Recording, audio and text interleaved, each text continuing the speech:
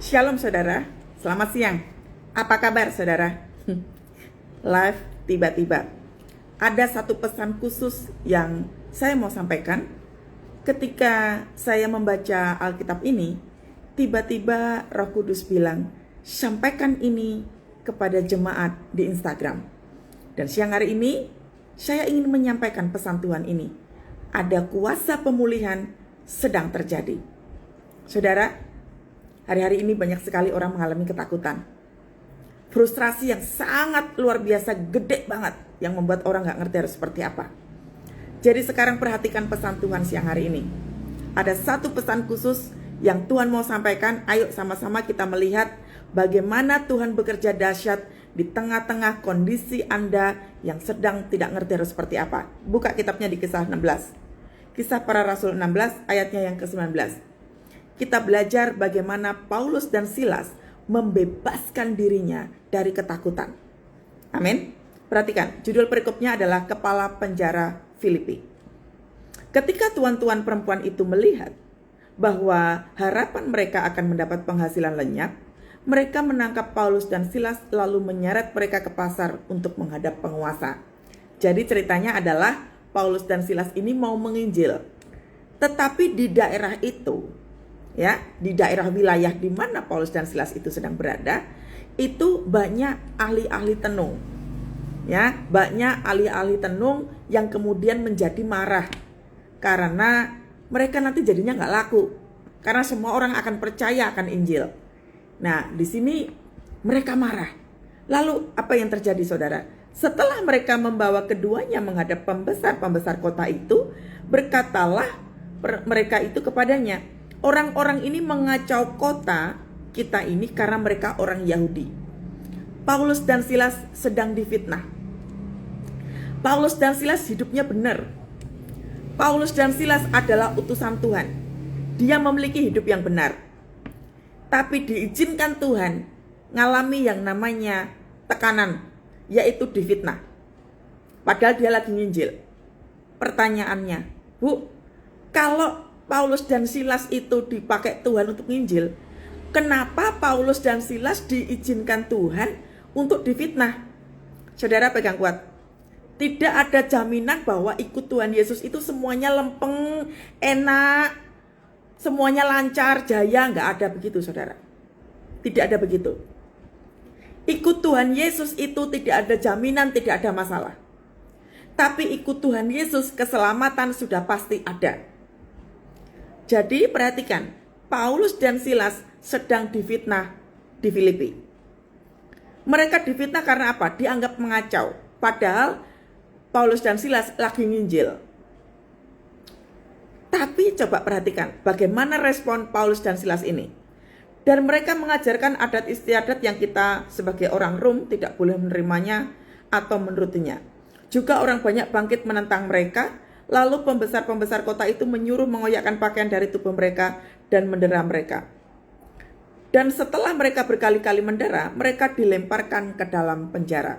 Perhatikan, utusan Tuhan, melayani Tuhan, hidupnya benar, tapi diizinkan Tuhan ngalami difitnah. Gak cuma difitnah, didera itu dijongkroke, didorong masuk ke dalam penjara. Tadi seperti yang saya bilang, tidak ada jaminan ikut Tuhan Yesus itu hidupnya lancar jaya. Gak ada. Jadi kalau kita sudah merasa melakukan doa pujian penyembahan, sudah merasa membaca Alkitab, lalu kita mengatakan, sudah melakukan semuanya kok Tuhan gak tolong-tolong, Anda salah. Karena ikut Tuhan Yesus tujuannya bukan supaya dapat solusi. Ayo dibenerin dulu. Ikut Tuhan Yesus bukan supaya utangnya dibayar. Ikut Tuhan Yesus bukan supaya sakit penyakitnya sembuh. Ikut Tuhan Yesus bukan supaya kita menjadi kaya raya, bukan. Tapi harus dibenerin dulu.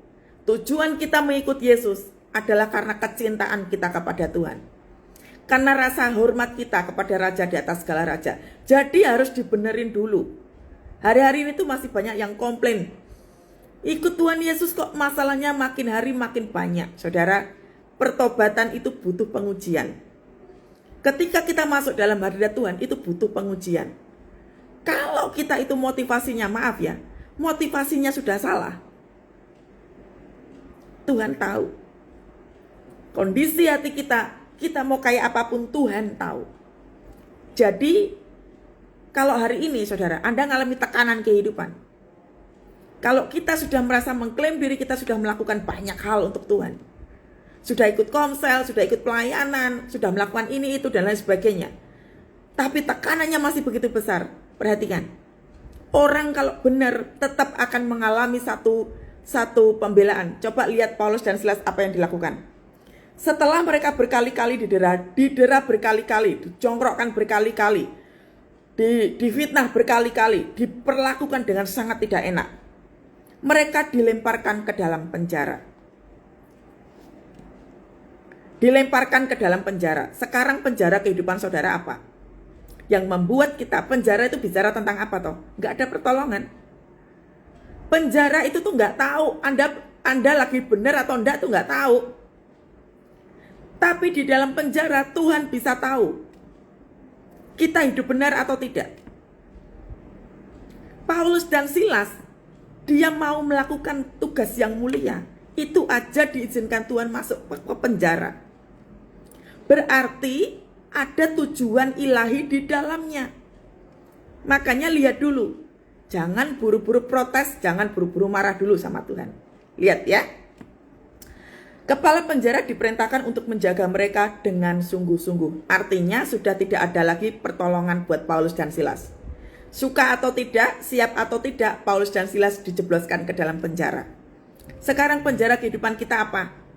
Siap tidak siap, kalau Tuhan izinkan terjadi, akan terjadi. Kepepetnya kayak apapun, itu akan terjadi. Tadi pagi ada yang telepon saya, Bu, saya mau dilaporkan ke polisi, Bu, karena saya punya pinjaman sampai 1,8 miliar. Saya harus masuk penjara, Ibu. Saya harus bagaimana? Doa. Bu, saya sudah melakukan doa, Ibu. Tapi gimana ya, Bu? Kok pertolongan Tuhan gak ada? Loh, kita itu datang kepada Tuhan untuk apa toh? Apakah supaya kita gak dijebloskan ke penjara gitu? Bukan begitu, saudara. Ayo, benerin dulu. Makanya nanti lihat bagaimana kuasa Tuhan bekerja kalau cara kita benar. Kepala penjara diperintahkan untuk menjaga mereka dengan sungguh-sungguh. Artinya sekarang Anda dan saya diizinkan Tuhan di penjara semuanya. Semua pintu tertutup. Tidak ada pertolongan. Mau jual rumah untuk bayar utang gak laku-laku. Mau jual aset buat bayar utang gak laku-laku. Bahkan mau bayar utang dengan utang aja gak dapat pinjaman. Sakit penyakit udah berobat kemana-mana gak ngalami kesembuhan sama sekali. Diizinkan Tuhan itu terjadi. Jadi Anda dan saya harus tahu responnya yang benar seperti apa. Jangan sampai, hati-hati. Karena ketika orang mengalami tekanan yang seperti ini, iblis akan seliweran di telinga kita, seliweran di mata kita, akan dipertontonkan dengan segala macam ketakutan, kekhawatiran, rasa keinginan untuk bunuh diri. Kayak si ibu tadi pagi itu yang telepon saya. Pengen bunuh diri. Pengen mengakhiri kehidupannya karena udah frustrasi banget. Debt collector udah wirawiri. Sampai ada ancaman dia harus dilaporkan kepada penjara. Saya bilang, tidak ada kuasa manapun yang dapat mengubahkan semuanya itu kalau Tuhan tidak izinkan. Jadi pada waktu saya baca firman Tuhan ini, tiba-tiba Tuhan suruh saya live sekarang. Beritahukan ini kepada jemaat di Instagram. Jadi saudara, saya tahu yang live ini ada begitu banyak yang mengalami tekanan kehidupan yang gak tahu harus seperti apa. Ikutin apa kata Tuhan. Paulus dan Silas begitu masuk penjara, apa yang terjadi saudara? Sesuai dengan perintah itu, ayat berikutnya. Sesuai dengan perintah itu, kepala penjara memasukkan mereka ke dalam penjara yang paling tengah dan membelenggu kaki mereka dalam pasungan yang kuat. Perhatikan, penjara yang paling tengah, artinya ada penjara depan, sudah ditaruh di tengah. Ini masih diikat lagi kakinya. Ini seperti yang saya bilang tadi. Semua pintunya itu tertutup semua, nggak ada pertolongan. Seperti yang tadi saya bilang, udah mau dimasukkan ke dalam penjara, mau jual aset aja sampai nggak laku. Kita lihat responnya Paulus dan Silas seperti apa. Bayangkan, ini Paulus dan Silas sudah nggak bisa apa-apa. Apa yang Anda rasakan sekarang, saudara? Tekanan kehidupan yang membuat Anda nggak bisa lari. Mau nggak mau Anda harus pakai lutut untuk nyembah Tuhan. Suka atau tidak, siap atau tidak, ini yang sedang Tuhan persiapkan bagi kita semua. Perlu diketahui, disclaimer dulu. Ya, masing-masing perlu diketahui dulu. Mesti koreksi diri dulu. Apa yang sudah kita lakukan di hadapan Tuhan selama ini? Coba mundur ke belakang 3 tahun yang lalu, apakah kita masih melakukan doa, pujian, penyembahan? Mundur 2 tahun yang lalu, apakah kita masih melakukan ibadah tiap minggu? Coba mundur 1 tahun yang lalu, apakah kita masih melakukan doa, pujian, penyembahan, melayani Tuhan? Atau jangan-jangan kita sudah tidak pernah lagi melakukan apa-apa di hadapan Tuhan? Wajar saudara kalau semua pintu diizinkan tertutup. Jadi kita tidak bisa komplain sama Tuhan. Merasa bahwa kita sudah melakukan doa, pujian, penyembahan tapi nggak ada pintu. Itu disebabkan karena 3 tahun yang lalu, 5 tahun yang lalu, 10 tahun yang lalu, setahun yang lalu kita tidak pernah melakukan doa, pujian, penyembahan. Baca Alkitabnya tidak pernah lagi. Bahkan termasuk ibadah minggu tidak dilakukan. Jadi saya ulang, wajar itu terjadi. Kalau semua pintu tertutup, ada kesalahan di situ. Cuma pertanyaannya, apakah Tuhan lagi menghukum? Tunggu dulu, perhatikan dulu. Berikutnya ayat yang ke-25. Jadi sebelum kita masuk ke ayat yang ke-25, semua pintu penjara itu tertutup. Kakinya diikat. Seperti yang Anda sedang rasakan hari-hari ini. Gak ngerti pertolongannya kemana, gak ngerti. Tapi coba lihat respon Paulus dan Silas. Sedikit pun mereka tidak memberontak. Yang artinya baik hati, perkataan maupun pikirannya dijaga. Dijaga.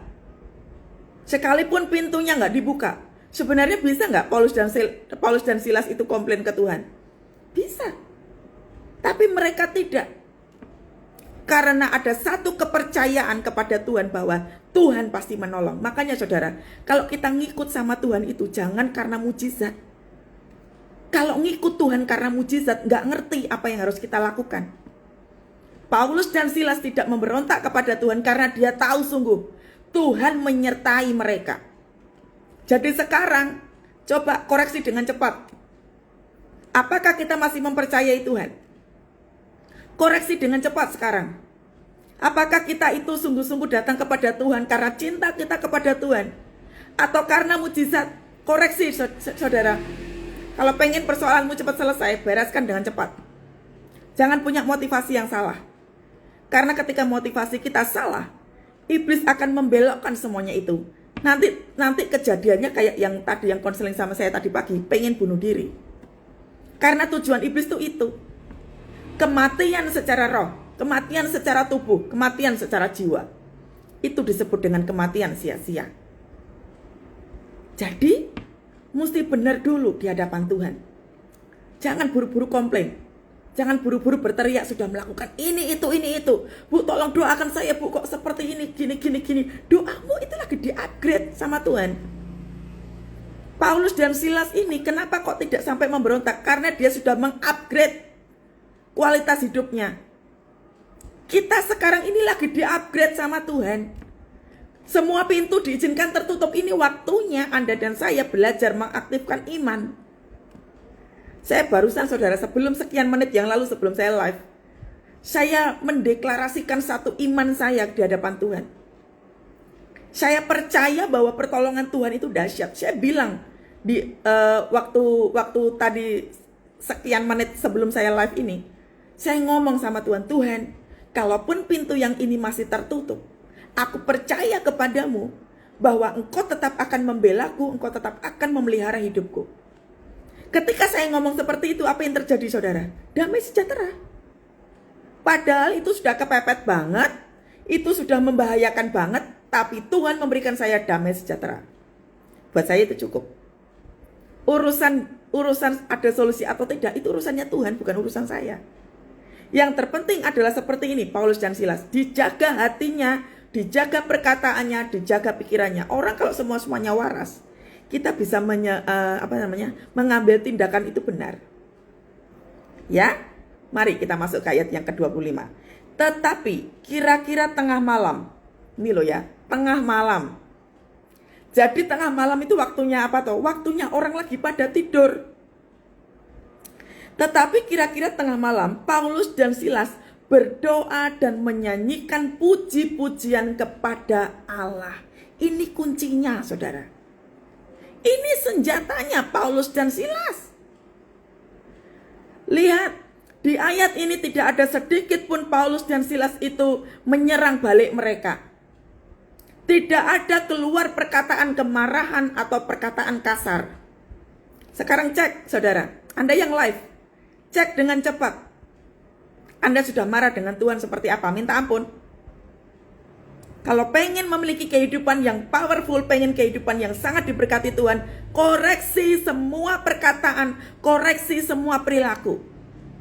Yang tukang ngambek, gak mau doa, gak mau pelayanan, gak mau pergi ibadah, bertobat. Jangan membuat penderitaan itu tuh makin panjang. Terkadang penderitaan kita panjang itu karena apa toh? Karena kita itu gak mau taat. Tuhan lagi membenahi kita, Tuhan lagi mengajarkan kepada kita. Pegang itu. Jangan mundur-mundur terus. Jangan membuat penderitaan itu tuh makin panjang. Amin. Perhatikan loh.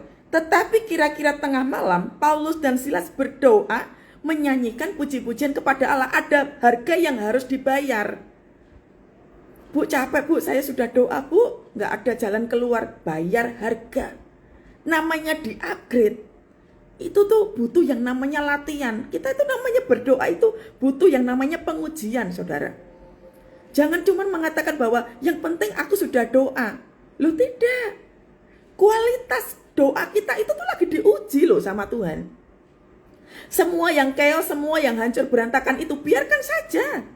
Tuhan itu gak peduli loh saudara. Dengan semua keberhasilan kita ataupun dengan kehancuran kita, gak peduli dengan itu. Tuhan itu peduli dengan pribadi Anda dan saya. Yang sudah berantakan ya sudah, kita mau dosanya kayak apapun, Tuhan gak peduli. Ingat ya, cerita tentang anak bungsu yang pulang kepada bapaknya. Bapaknya terima toh. Sekalipun si anak bungsu ini sudah menghabiskan begitu banyak uang. Sudah berpesta pora, mabuk-mabukan. Mungkin kalau saya bisa menggambarkan, mungkin orangnya sudah melakukan free sex, melakukan dosa yang lainnya. Tapi bapaknya masih terima. Artinya apa toh? Tuhan gak peduli dengan semua, mau prestasi kayak, mau kehancuran kayak, mau apa, Tuhan gak peduli. Come on. Amin. Dikatakan dia berdoa dan menyanyikan puji-pujian. Jadi kuncinya adalah senjata yang dipakai Paulus dan Silas untuk menghancurkan rasa frustrasinya adalah melakukan doa, pujian, penyembahan. Amin. Saya tahu saudara, di live ini ada yang lagi nangis ketakutan. Praktek. Jangan nangis. Tuhan lagi ngelihat loh. Tuhan lagi ngelihat kehidupan Anda dan saya. Sekarang waktunya main-main kekristenan sudah selesai. Yang malas-malas ibadah seperti dulu itu sudah selesai. Waktunya Anda dan saya itu matanya fokus ke Tuhan. Waktunya Tuhan itu singkat sekali saudara. Jangan buang energi, jangan buang waktu sia-sia hanya untuk sesuatu hal yang tidak perlu. Ayo, waktunya di-upgrade. Ya, saudara, Anda yang lagi nangis dengan segala macam ketakutanmu, katakan kepada jiwamu, Tuhan pasti tolong saya. Amin. Tuhan pasti tolong saya. Itu yang saya lakukan tadi. Sekian menit yang lalu sebelum saya live. Saya juga punya masalah. Tapi saya berani mendeklarasikan keimanan saya di hadapan Tuhan. Tuhan, sekalipun pintu yang ini tertutup, aku percaya kepadamu. Tuhan pelihara aku. Tuhan yang membela aku. Tuhan yang membela perkaraku. Dengan menyampaikan itu, maka damai sejahtera Tuhan itu turun. Makanya sekarang saya tenang saudara. Begitu saya tenang, Tuhan katakan sekarang live. Sampaikan itu kepada jemaatmu di Instagram. Urapan yang sama akan turun kepada Anda. Kalau Anda meresponi dengan benar. Ya, bayar harga saudara.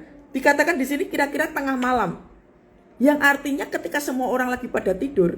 Tengah malam itu tuh masa-masa capeknya, masa-masa ngantuknya, masa-masa gak berdaya, gak punya energi mungkin. Nyembah Tuhan, muliakan Tuhan, tinggikan Tuhan. Aku punya Tuhan yang besar, yang telah berjanji dan sanggup menggenapi. Imanku bersepakat, percaya kuasanya. Ku terima sekarang kemenangan darimu. Pujian itu mengatakan, ku terima sekarang kemenangan darimu. Terimanya sekarang, saudara. Sekarang. Tuhan, aku minta kekuatan dari Engkau. Tuhan, aku minta pembelaan dari Engkau, Tuhan. Tuhan, ampuni aku yang salah ini. Tuhan, ampuni aku yang tidak percaya ini. Tuhan, ampuni aku, Tuhan. Sekarang aku minta kekuatan itu daripada Engkau, Tuhan. Tuhan akan turunkan. Amin. Anda dan saya harus berani praktek. Mendengar firman Tuhan setiap hari itu iya, tapi harus ada praktek. Ada hal yang harus kita kerjakan. Ya? Tetapi kira-kira tengah malam Paulus dan Silas berdoa dan menyanyikan puji-pujian kepada Allah, dan orang-orang hukuman lainnya mendengarkan mereka. Artinya apa toh? Waktu kita nyembah Tuhan, tiba-tiba ada yang bertobat. Kalau misalkan pasangan hidup kita diajak bertobat gak mau, gak masalah. Kita sendiri yang memulai terlebih dahulu. Jangan minta orang bertobat, saudara, gak bisa. Anda tidak bisa memaksakan orang bertobat. Anda tidak bisa memaksakan orang untuk pergi ibadah. Kalau nggak mau ya sudah, doakan. Kita sendiri yang harus upgrade. Kita sendiri yang harus sekolah dulu. Nanti cara kita hidup akan dilihat sama orang. Oh, kok Kathy sekarang sudah mulai ini ya. Kok menyenangkan sekali ya. Oh, kok kata-katanya menguatkan saya. Nah, tiba-tiba orang kan jadi ikut toh. Saya ini waktu saya masih SMP, SMA gitu, saya ini orang yang sangat minder. Karena secara akademis saya tidak pintar dibandingkan kakak-kakak saya. Tapi begitu saya ikut Tuhan Yesus, saya belajar banyak tentang firman Tuhan.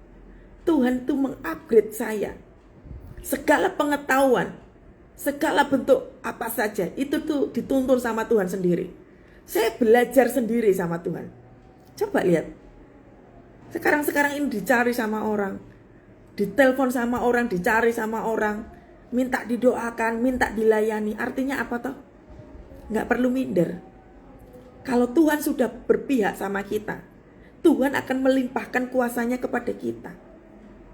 Yang tadinya minder itu dibabat habis sama Tuhan. Kalau kuasa Tuhan itu bekerja dahsyat, itu mengubahkan semuanya. Makanya pujian penyembahan itu dapat memberikan pertobatan. Saya suka memuji menyembah Tuhan, saudara. Saya itu paling sedikit kalau suruh berdoa. Karena saya itu sesungguhnya saya itu gak terlalu pintar berdoa. Tapi kalau untuk urusan nyembah, dalam segala keadaan seperti apa, saya nyembah. Nyembah itu seperti apa toh? Gak selalu harus berbentuk nyanyian. Cukup bilang mengatakan, Tuhan, aku percaya bahwa segala sesuatunya baik buatku. Engkau pasti memberikan pertolongan buatku. Ini namanya nyembah, ini namanya memuji Tuhan. Tuhan, kau besar, kau agung. Ini namanya memuji Tuhan. Gak selalu harus dalam nyanyian. Memangnya Paulus dan Silas ini waktu nyanyi begitu, malaikat Tuhannya protes. Paulus, Silas, lu punya suara jelek banget sih, bisa berdiri gak? Enggak gitu loh. Yang dilihat adalah kesemangatan di dalam dirinya. Dia mengagungkan Tuhan di tengah-tengah orang lagi pada capek. Bayar harga. Yang tadi, yang live ini, yang suka mengatakan, Bu udah capek, udah doa, udah melakukan ini dan sebagainya. Bertobat. Ini waktunya Anda dan saya bayar harga. Pakai lututnya. Jangan sampai lutut itu dipencokkan sama Tuhan. Sampai lututnya gak bisa dipakai. Saya pernah mendoakan orang lututnya gak bisa dipakai, saudara. Karena lututnya sakit. Saya bilang, Ibu gak pernah doa ya? Maaf ya Ibu, Tuhan katakan Ibu gak pernah berdoa pakai lutut. Wah, ibunya nangis. Iya Ibu, hati saya terluka. Oleh karena suami saya gak pernah berdoa karena saya terluka sama Tuhan. Dan sekarang lutut saya jadi terluka. Luka pada tulangnya. Jadi Anda kalau punya lutut yang masih sehat dipakai buat nyembah Tuhan, buat bertelut. Ini waktunya Anda dan saya sembahyang. Bayar harga, saudara. Iblis gak lagi main-main loh. Iblis hari-hari ini tuh berusaha untuk menghancurkan kehidupan kita, kehidupan keluarga kita, anak-anak kita. Hati-hati. Kalau kualitas doa kita tuh hanya sebatas doa minta terus, gak di-upgrade, kalah, saudara. Alami kuasa Tuhan terus. Di-upgrade dengan pujian, penyembahan. Suaranya elek, gak masalah. Suaranya cuma kayak gitu-gitu doang, ora masalah, saudara. Karena yang namanya kuasa, pengurapan itu penting. Kita itu hidup harus dalam pengurapan.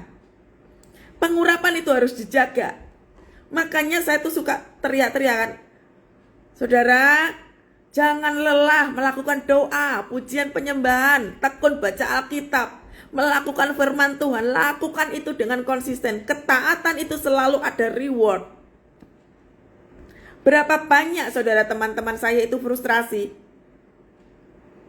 Kami sama-sama kehilangan pekerjaan. Tapi coba apa yang membedakan? Yang membedakan adalah saya pulang ke Tuhan. Ya sudah, kalau sudah kehilangan ya sudah toh. Apa yang harus dibingungkan?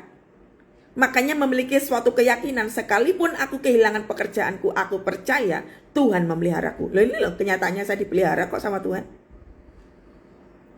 Orang kalau mengalami ketaatan pasti dibela. Ini loh contohnya, Paulus dan Silas berdoa menyanyikan puji-pujian tengah malam. Artinya apa toh? Tuhan membela, ada rasa keyakinan. Orang kalau punya rasa keyakinan kepada Tuhan, itu artinya pembelaan Tuhan lagi turun. Gak peduli. Sudah kepepet dengan segala utang piutang, sudah kepepet dengan yang namanya debt collector, tetap nyembah Tuhan. Karena apa? Pengurapan Tuhan sedang turun. Makanya tadi saya bilang, kalau sudah berantakan, sudah chaos dan lain sebagainya, biarkan saja. Karena Tuhan itu sedang membutuhkan pembentukan pribadi Anda dan saya. Itu penting. Dibandingkan dengan mujizat, itu nanti kita akan menjadi seperti domba yang 99 itu. Begitu terima mujizat langsung ngilang. Itu tidak memuliakan Tuhan. Sudah terima mujizat hilang. Itu tidak menghormati Tuhan. Jadi sekarang saudara, ketika engkau tekanannya begitu besar banget, sudah tidak tahu lagi harus seperti apa, nyanyi, nyembah saja, nyembah. Kita ini orang yang banyak suka melakukan kesalahan, saudara. Jadi caranya untuk bisa memulihkan keadaan kita, karena semangat itu kita sendiri yang menyemangati. Kita nggak bisa ketok-ketok pintu pendeta, Bu doakan Pak, doakan, gitu terus 1000 pendeta diteleponin semua. Tidak ada jaminan adanya mujizat. Karena mujizat itu butuh kesepakatan antara Tuhan dan kita. Ada mujizat yang saat itu juga terjadi, itu butuh perkenanan. Tapi ada mujizat yang harus terjadi butuh ketika prosesnya berlangsung. Tapi yang namanya mujizat butuh kesepakatan.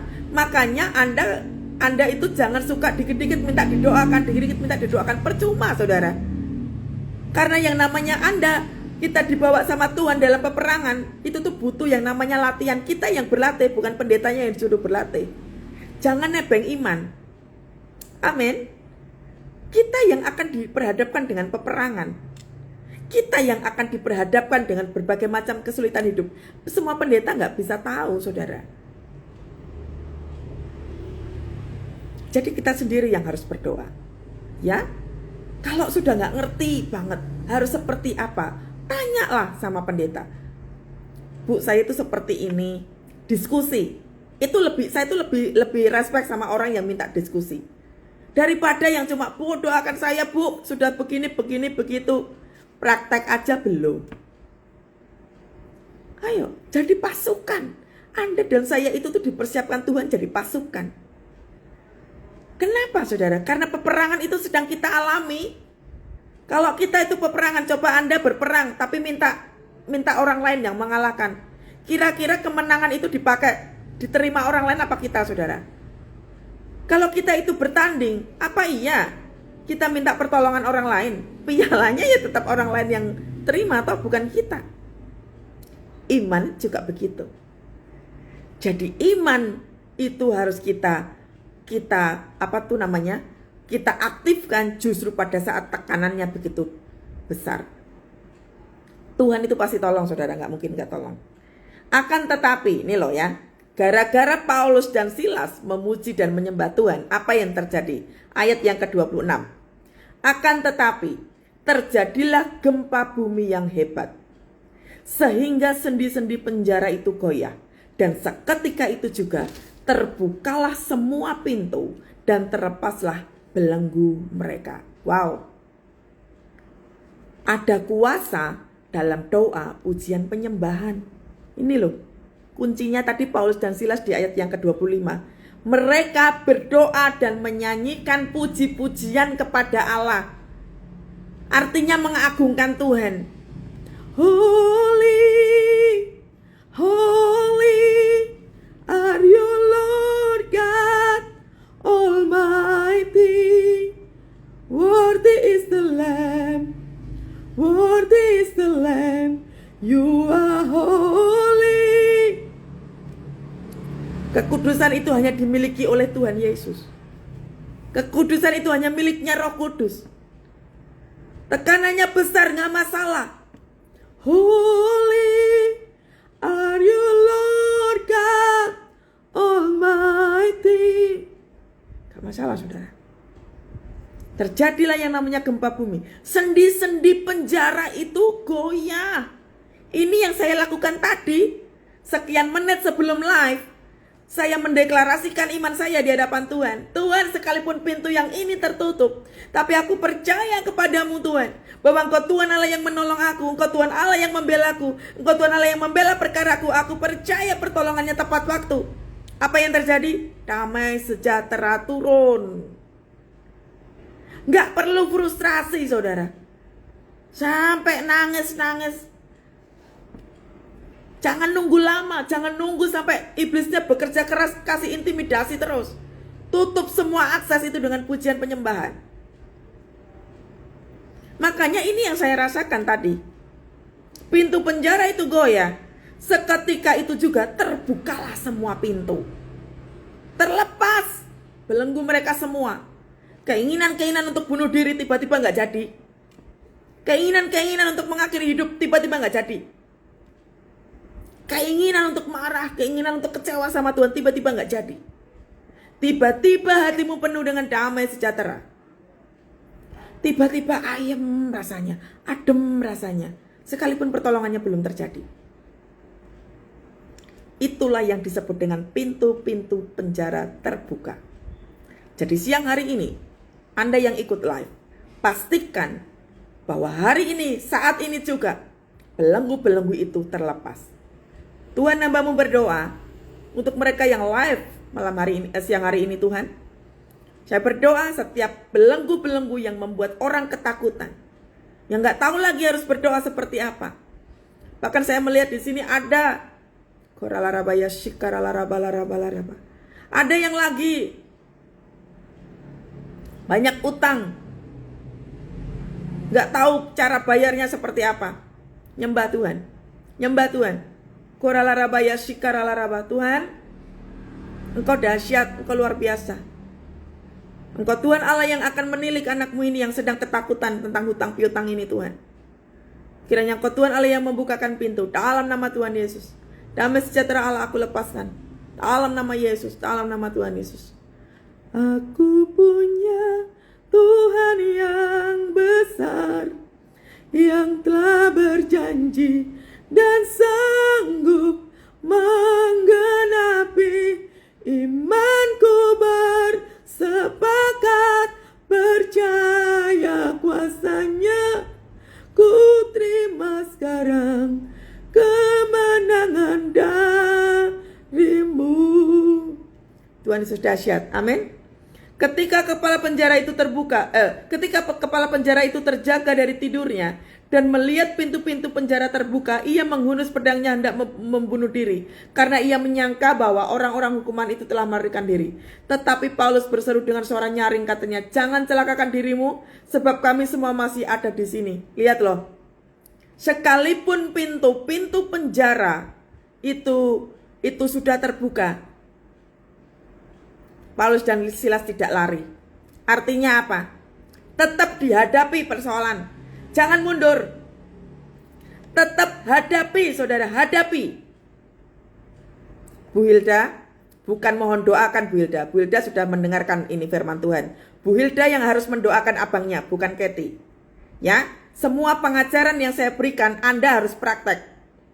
Bukan minta didoakan, Anda harus praktek. Karena kalau Anda nggak praktek, Anda nggak akan tahu kualitas imannya seperti apa. Makanya ikutin, setiap pengajaran itu ikutin. Habis itu praktek. Gitu ya Bu Hilda ya. Jadi abangnya yang sedang terbelenggu dengan hutang piutang itu, Bu Hilda minta urapan yang sama seperti ini. Ngomongnya begini sama Tuhan. Tuhan, tadi waktu ikut live Bu Kathy tadi, aku minta urapan Tuhan. Aku minta urapan ya Tuhan seperti Paulus dan Silas untuk bisa berdoa agar supaya abangku bisa terlunasi hutang-hutangnya. Nah gitu caranya. Yang live juga begitu. Semua pengajaran dilepaskan. Waktunya Anda dan saya praktek. Saya juga praktek, saudara. Ya, saya juga praktek. Amin. Ini loh. Iya, lalu Paulus mengatakan jangan celakakan dirimu. Kepala penjara itu menyuruh membawa suluh lalu berlari masuk ke dalamnya dengan gemetar. Tersungkurlah ia di depan Paulus dan Silas. Ini yang memenjarakan. Yang memenjarakan Paulus dan Silas tiba-tiba ketakutan. Saudara, nggak ada yang mustahil. Debt collector itu akan tunduk atas doamu. Dalam nama Tuhan Yesus. Hidupmu mesti benar. Saya sudah pernah menyaksikan debt collector itu tiba-tiba tidak datang ke rumah saya. Asalkan hidup kita benar ya saudara. Hidup kita benar. Maka Tuhan akan memberikan pembelaan. Saya sudah pernah saksikan keluarga kami pernah rumah kami harus diargunkan bank. Tapi tiba-tiba waktu kami berdoa, Tuhan menggerakkan debt collector itu untuk diam. Nggak ngomong apa-apa. Sampai ada pengurangan, lalu tiba-tiba ada pertolongan dari bank. Nggak tahulah itu bagaimana ceritanya. Tiba-tiba itu diringankan. Dan kami bisa mengangsur. Dan rumah itu sampai sekarang masih tetap ada. Bahkan rumah kami jauh lebih gede lagi. Artinya apa toh? Kalau Tuhan sudah bela, dia akan membela. Yang terpenting adalah Anda dan saya hidupnya benar. Amin. Hidupnya benar aja saudara. Ya, lihat ini loh. Sampai kepala penjaranya itu tuh ketakutan. Dengan gemetar tersungkurlah. Ini kepala penjara yang memasukkan Paulus dan Silas ke dalam penjara. Setiap ketakutan yang sedang kita alami hari ini harus tunduk atas doa kita. Kita yang harus menundukkan ketakutan. Kita yang harus menundukkan rasa frustrasi. Dengan cara apa? Nyembah Tuhan. Tadi seperti yang saya sudah sampaikan. Caranya nyembah Tuhan. Nyembah Tuhan. Holy are you Lord God Almighty. Nyembah Tuhan saudara. Anda harus berani menundukkan segala kekhawatiran. Kalau Anda mengalami kelemahan tubuh, saat itu juga katakan, dengar kelemahan tubuh, aku minta engkau diam dan tenanglah. Itu seperti waktu Tuhan Yesus ngajarin apa toh? Waktu ngajarin murid-muridnya di atas perahu, murid-muridnya itu kan ketakutan toh karena ada badai. Tuhan ngomongnya gimana saudara? Badai, diam dan tenanglah. Kayak gitu. Artinya tengkinglah setiap ketakutan itu. Setiap rasa frustrasimu itu Anda yang harus menengking. Amin. Itu namanya menguji kualitas iman kita di hadapan Tuhan. Itulah yang disebut dengan kemenangan. Makanya Anda dan saya harus praktek. Ya. Mendengarkan firman Tuhan memang boleh, saudara. Memang harus mendengarkan terus. Tapi jangan lupa praktek. Ya. Waktunya Anda dan saya praktek. Amin ya. Kepala penjara, ia mengantar mereka keluar nun. Sampai kepala penjaranya yang tadi memasukkan Paulus dan Silas, tiba-tiba kepala penjaranya itu sampai membawa keluar. Tuan, apakah yang harus aku perbuat supaya aku selamat? Sampai kepala penjaranya aja itu loh. Sampai tiba-tiba itu tunduk. Artinya Anda dan saya diberikan kuasa yang sama oleh Tuhan. Menundukkan segala ketakutan dan kekhawatiran. Jangan mau diperbudak dengan ketakutan. Jangan mau diperbudak dengan kebutuhan hidup. Nanti kita frustrasi. Amin ya. Habis ini kita akan praktek. Harus praktek, saudara. Kuasa daripada Allah itu bisa turun memenuhi setiap kita. Doanya sedikit aja. Roh Kudus yang akan bekerja. Amin. Engkau yang ditinggalkan pasangan hidup, jangan menyepelekan doa pujian penyembahan. Itu pasanganmu bisa kembali ke rumah, asalkan hidupmu bener aja. Dibenerin lagi, hatinya dibenerin lagi.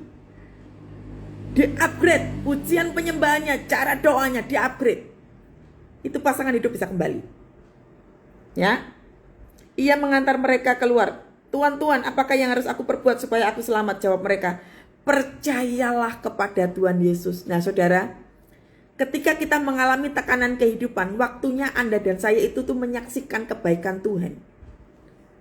Jangan nunggu keadaannya baik, baru kita bersaksi kepada orang-orang. Telat, saudara. Ini waktunya Anda dan saya itu menyaksikan kemurahan Tuhan. Coba, kalau kita dikit-dikit kecewa sama Tuhan, dikit-dikit marah sama Tuhan, kira-kira kita menyaksikan kebaikan Tuhan tidak? Tidak. Kita tidak akan pernah bisa memenangkan jiwa. Kalau apa itu tadi itu? Dikit-dikit kecewa. Saudara, kita itu seperti orang bunuh diri. Kalau sama Tuhan aja kita nggak percaya, kita sama Tuhan aja kita marah-marah, kita seperti orang yang mau bunuh diri. Kalau kita nggak percaya sama Tuhan, terus kita percaya sama siapa, saudara? Yang ada iblisnya yang berkuasa atas kita. Matang nggak itu? Nah, jangan main-main, saudara ya. Ini loh, dikatakan begini, jawab mereka ini Paulus dan Silas ya. Percayalah kepada Tuhan Yesus, engkau akan selamat, engkau dan seluruh isi rumahmu. Percayalah kepada Tuhan Yesus. Dengar baik, engkau yang tertekan hari-hari ini. Percayalah kepada Tuhan Yesus. Rasa percayamu itu menyelamatkan engkau. Rasa percayamu itu menyelamatkan pasangan hidupmu. Rasa percayamu itu menyelamatkan anak-anakmu. Pegang kuat itu. Amin. Rasa percaya kita menyelamatkan kita. Bukan mujizat yang menyelamatkan. Ya, bukan mujizat yang menyelamatkan, tapi Tuhan Yesus yang menyelamatkan. Jadi meskipun kepepet kayak apapun, dipepet kayak apapun, gak ada jalan keluar, gak mungkin. Saudara, asalkan benar di hadapan Tuhan. Wes lah, deprok wae. Tersungkur di hadapan Tuhan. Cari Tuhan. Anda dan saya saya live nggak lama, saudara. Habis ini saya harus selesai karena saya mau ada pelayanan. Jadi habis ini Anda harus praktek. Dibaca lagi ini kisah para rasul ini, dibaca lagi, dipelajari dengan sungguh-sungguh. Step by stepnya apa? Lalu minta sama Tuhan, ya Roh Kudus, aku mau memiliki doa yang powerful seperti Paulus dan Silas. Aku mau ya Tuhan, waktu aku nyembah Tuhan, waktu aku memuji Tuhan, ada kuasa hadirat Tuhan yang turun atasku ya Tuhan. Aku minta urapan Tuhan, aku minta urapan sebagai pemuji penyembah. Penuhi aku Tuhan, penuhiku dengan hadirat-Mu. Urapiku dengan minyak kudus-Mu. Ayo angkat tanganmu sama-sama. Penuhiku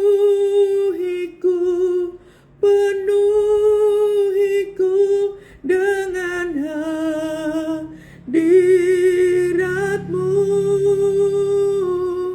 Urapiku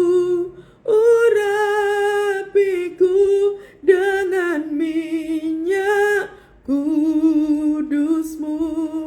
Tuhan, Engkau melihat tangan-tangan yang terangkat siang hari ini. Hanya kuasa darah Yesus saja yang mampu menyelamatkan kami, Tuhan. Sekalipun pintu-pintu mujizat belum terbuka, keadaan sudah sangat kepepet seperti ini, Tuhan. Biarlah kuasa Tuhan turun memenuhi setiap kami. Urapi kami, Tuhan. Urapi saya, Tuhan. Urapi saya, Tuhan. Agar supaya hadirat-Mu terus turun memenuhi hati, memenuhi pikiranku, Tuhan. Memenuhi hatiku, Tuhan. memenuhi perkataanku ya Tuhan. Urapan Tuhan turun ya Tuhan. Lepaskan ya Tuhan di dalam nama Tuhan Yesus. Orang-orang yang terbelenggu dengan segala macam ikatan ketakutan ya Tuhan. Sekarang dengan penuh kuasa darah Yesus, aku menundukkan setiap ketakutan, setiap kekhawatiran di dalam nama Tuhan Yesus. Praktek saudara, praktek sekarang. Patahkan kehancuran, patahkan kekhawatiran. Ngomong sama Tuhan, ayo. Koralarabaya shikaralaра바라바. Oh yes Lord, anak-anakmu sedang melepaskan dari setiap ketakutan demi ketakutan ya Tuhan. Hamba-Mu berdoa ya Tuhan, kuasa-Mu turun di dalam nama Tuhan Yesus. Di dalam nama Tuhan Yesus. Kelepasan terjadi ya Tuhan. Belenggu-belenggu dilepaskan ya Tuhan di dalam nama Tuhan Yesus. Di dalam nama Tuhan Yesus. Kemerdekaan terjadi ya Tuhan. Kemerdekaan terjadi ya Tuhan. Penuhiku, penuhiku dengan hadirat-Mu, urapiku dengan minyak kudus-Mu. Terjadi keselamatan siang hari ini Tuhan. Kami percaya kepadamu. Setiap benih firman yang sudah didengar oleh setiap anak-anak-Mu ini Tuhan akan tumbuh di tanah yang subur. Anak-anak-Mu ini Tuhan akan mengalami kemenangan. Kami percaya siang hari ini terjadi pembebasan, terjadi kelepasan ya Tuhan. Aku melepaskan damai sejahtera Tuhan. Turun ya Tuhan memenuhi setiap anak-anak-Mu ini ya Tuhan Yesus. Setiap ketakutan tunduk dalam nama Tuhan Yesus. Segala ketakutan apapun itu tunduk dalam nama Tuhan Yesus. Terima kasih Tuhan, terima kasih. Segala puji, segala hormat, segala kemuliaan kami kembalikan bagi nama Yesus. Haleluya. Amin. Wow. Tuhan Yesus dahsyat. Saudara, gak usah khawatir ya. Tuhan Yesus baik. Pembelaan Tuhan berikan kepada kita asalkan hidupnya benar ya. Ayo mulai di-upgrade ya. Belajar mengupgrade doa kita. Diajak ya. Pasangan hidupnya, anak-anaknya diajak doa. Waktunya nyembah Tuhan, waktunya memuliakan Tuhan. Gitu ya. Praktek lebih banyak lagi. Dibaca lagi ya. Kisah Para Rasul 16 ayat 19 sampai 40 ini dibaca, minta tuntunan sama Tuhan. Percayalah. Anda akan menjadi pribadi yang sangat powerful. Amin ya. Tuhan Yesus memberkati semuanya. Shalom.